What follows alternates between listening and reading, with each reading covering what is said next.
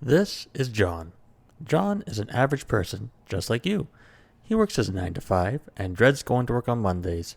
He also finds that he could use a little more extra income per month, but he doesn't want to work a side hustle, as he also has personal obligations with his family. He has a constant thought of wanting to earn an extra $1,000 a month while he sleeps to help pay the bills, but he figures, that's just wishful thinking.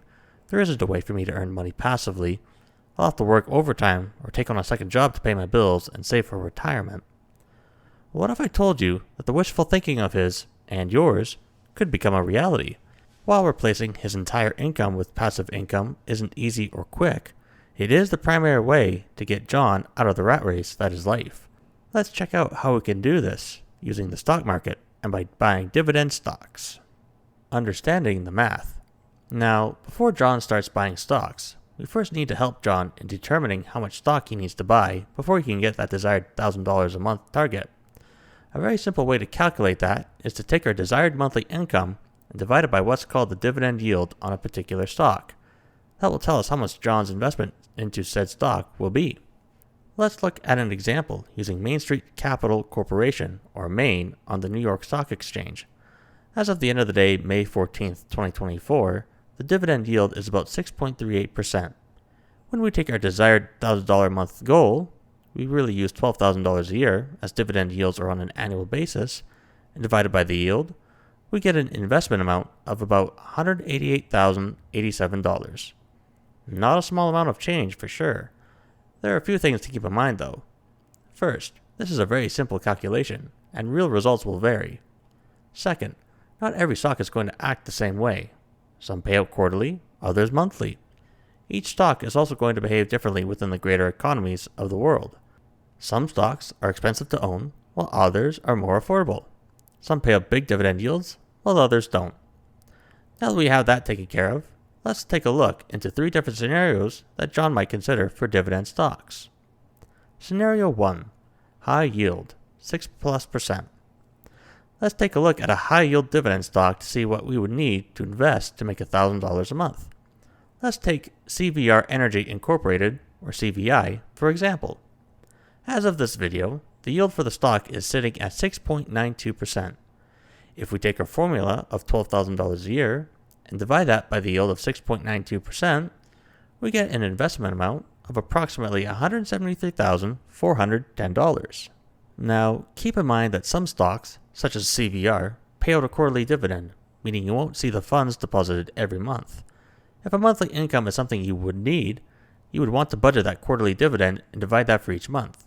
Alternatively, you can put some of that money into other dividends that pay on a different quarterly basis. For John, quarterly stocks are fine, so we'll continue with it. Another thing to be wary of is the fact that high-yield dividend stocks tend to carry more risk. The reason being twofold. First, high-yield stocks tend to be more volatile, making it hard to rely on them for steady dividend income. Yes, they could fluctuate in price more, possibly earning you capital gains, but that also means your investment could go down as well. With the volatility of the prices and the potentially more sensitive industry they're in, they may also experience a possible cut in dividend payouts, cutting into your income. Some stocks that generally have higher yield rates are REITs and some tech companies. Overall, think of these stocks as small market capitalization stocks, serving niche markets or emerging industries.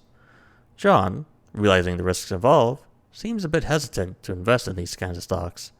Let's help him out with something a little less risky. Scenario 2. Moderate yield, 3 to 6%. Let's look at Pinnacle West Capital, or P&W, for example of a moderate yield dividend stock. As of this writing, the dividend yield for P&W is 4.57%. When we use our handy calculator, the amount we need to invest in PMW for $1,000 a month income is approximately $262,582. Again, PNW pays out on a quarterly basis, but that's okay for John. If that isn't okay for you though, you may want to consider alternatives. Now, moderate yield stocks don't suffer from the same volatility that high yield stocks have. Yes, they can still drop in value, and their dividends may be reduced. The odds of that happening though aren't as high as the high yield options. That said, they can still produce a decent amount of income, depending on the amount you're willing or able to invest in. Overall, moderate yield stocks offer a good balance between growth potential, stability, and dividend income. A lot of energy and financial services stocks tend to bounce around in this area and can venture out to both high and low yield options. Overall, companies in this range are typically mid-capitalization companies poised for rapid growth. John seems to feel a little bit better, but he wants to explore some lower risk options, just to see what's out there. Let's look at our third scenario. Scenario 3. Low yield, under 3%. For Scenario 3, our example today will be Procter & Gamble Company, or PG. As of this writing, PG has a dividend yield of 2.43%. Once again, we will use our handy calculator, and to get an annual income of $12,000, we will need to invest approximately $409,556. That is a substantial jump from even the moderate yield stock. As with our other examples, PG pays out a quarterly dividend. With low yield stocks, they don't suffer from the volatility that the high yield stocks tend to see. These companies are well established in their industries and are known for being stable and well run. They don't take risks like the smaller companies would and are attractive options for those that want to protect more of their capital for a steady income. That said, these stocks can still lose value and potentially go under. Don't think you're completely safe from risk with these kinds of stocks. Think of large market capitalization companies when you think of low yield stocks, such as banks. Did you notice anything amongst the three scenarios? John noticed that the biggest thing that jumped out at him was the substantial difference in investment amounts amongst the three scenarios. The differences between yields can substantially affect how much income John and yourself can earn. Important considerations. Now, when it comes to the stock market and investing in general, there are a few key things John will want to consider. First, none of the stocks mentioned in this video are endorsements of the companies. They were merely used as examples for the sake of the video. John needs to do his own research before buying into any of these stocks. Second, John shouldn't buy just one stock. That opens him up to a lot of risk and volatility in his portfolio. What he'll want to do is to research different dividend stocks in different industries and sectors.